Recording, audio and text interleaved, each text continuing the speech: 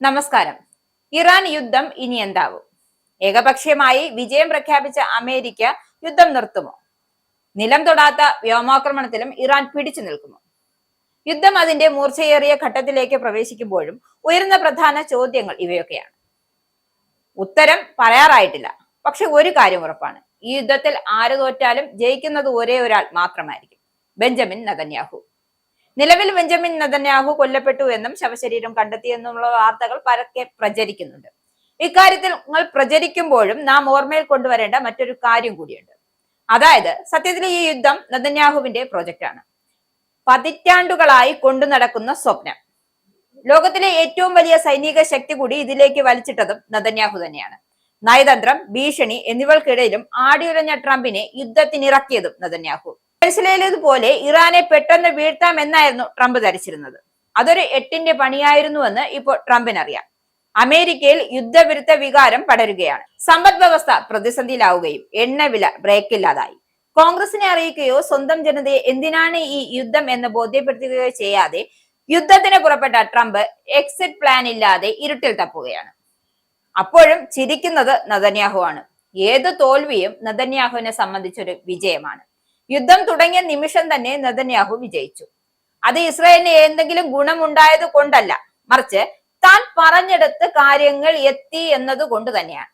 സ്വന്തം ജനതയെ അക്കാര്യം ബോധ്യപ്പെടുത്താൻ കഴിഞ്ഞു എന്നതുകൊണ്ടാണ്. യുദ്ധം ഇനി ഏത് വഴിക്ക് പോയാലും അത് തന്റെ വിജയമാണ് എന്ന് വ്യാഖ്യാനിക്കാൻ നെതന്യാഹുവിന് അറിയാം. ഇറാൻ കീഴടങ്ങിയാൽ നയതന്ത്രം തോറ്റെടുത്ത് സൈന്യം വിജയിച്ചു എന്ന് അവകാശപ്പെടാം. ഇറാൻ ദുർബലമായാൽ അവരുടെ ആണവശേഷി, മിസൈൽ ശേഷി കുറയ്ക്കാനായി എന്ന് പറയാം. ഇറാൻ ഭരണകൂടം ആഭ്യന്തരമായി ഒറ്റപ്പെട്ടാൽ ശത്രുവിനെ നിഷ്ക്രിയനാക്കി എന്ന് വാദിക്കാം. എന്തായാലും ഇറാൻ ജയിച്ചാൽ പോലും നെതന്യാഹു വിജയം അവകാശപ്പെടും. ഇറാൻ ഇനിയും തകർക്കണം എന്ന വാദം ശരിയാണ് എന്ന് സ്ഥാപിക്കും. ഇപ്പറഞ്ഞതെല്ലാം നേതാവെന്ന നിലയിൽ നെതന്യാഹുവിന്റെ ഒരു വിജയം കൂടിയാണ്. എന്നാൽ രാജ്യം എന്ന നിലയിൽ യുദ്ധം ഇസ്രായേലിന് എത്ര ഗുണകരമാവില്ല എന്നാണ് റിപ്പോർട്ട്. എന്തായാലും ആയുധം കൊണ്ട് സമാധാനം വരില്ല. പശ്ചിമേഷ്യയിലെ സൈനിക ആധിപത്യം ഇസ്രായേലിന് സുരക്ഷിതമായ ജീവിതം നൽകണമെന്നുമില്ല. രാഷ്ട്രീയ ഒറ്റപ്പെടൽ കൂടാനാണ് സാധ്യത. ആളുകളെ ഭയപ്പെടുത്തി കഴിയുന്തോറും ചുറ്റുമുള്ളവരുടെ വിദ്വേഷം കൂടുകയാണ് ചെയ്യുക. ഗൾഫ് രാജ്യങ്ങളിലെ ഇസ്രായേൽ വിരുദ്ധ വികാരം ശക്തമാണ്. ഈ യുദ്ധമുണ്ടാക്കിയത് നെതന്യാഹു ആണ് എന്ന വികാരം അവിടെ പരക്കെയുണ്ട്. ഭരണകൂടങ്ങൾക്ക് ഇത് കാണാതിരിക്കാനാവില്ല.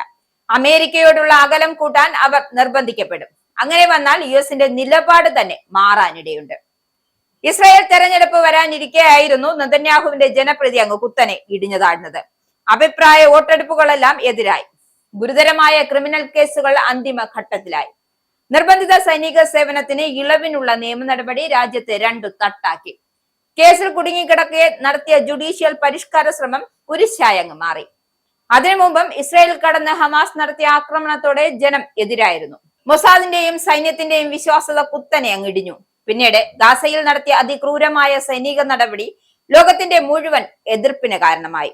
ഒപ്പം ആഭ്യന്തര പ്രശ്നങ്ങൾ, വലതുപക്ഷ കക്ഷികളുടെ സമ്മർദ്ദം ഒരു ഭാഗത്തും മധ്യവർഗത്തിന്റെ സമ്മർദ്ദം മറുഭാഗത്തും. ട്രംപിന്റെ ഗാസ പദ്ധതിയുമായി ബന്ധപ്പെട്ട് ജനങ്ങൾക്കിടയിലുള്ള അവിശ്വാസങ്ങളും സമീപ രാജ്യങ്ങൾ കടന്നുകയറാനുള്ള മഹാ ഇസ്രയേൽ പദ്ധതിയും സൃഷ്ടിച്ച പ്രശ്നങ്ങളും, സമാന്തരമായി ഗൾഫ് രാജ്യങ്ങൾ ട്രംപിനുമേൽ ചെലുത്തുന്ന സമ്മർദ്ദങ്ങൾ. എന്തായാലും ഇറാനെതിരായ ആക്രമണത്തോടെ കഥ ആകെ അങ്ങ് മാറി.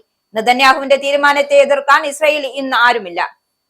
2010-ലും 2011-ലും ഇറാന്റെ ആണവ നിലയങ്ങൾ ആക്രമിക്കാൻ നെതന്യാഹു ഒരുങ്ങിയപ്പോൾ ഇസ്രായേൽ സുരക്ഷാ മേധാവികളടക്കം പ്രമുഖർ അതിനെ ശക്തമായി എതിർത്തിരുന്നു.